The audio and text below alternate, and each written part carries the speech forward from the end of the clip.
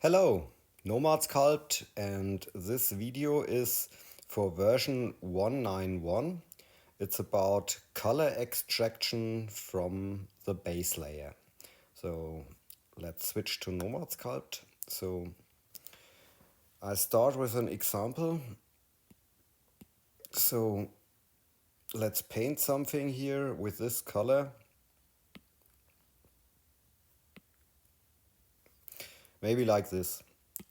And here you see the new feature here. These are the three dots.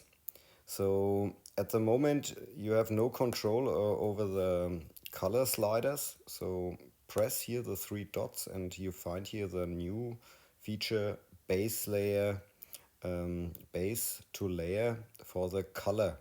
So you have here the checkboxes for opacity, metalness, roughness and color. So you can check here the settings, what you need. And then here press this button. And then here you got your new layer with a color information. So when you slide it back to 0%, the base layer here is white, blank. So all the color information is now on this layer. And now you have control over the metalness, the roughness, and the color itself. So yeah,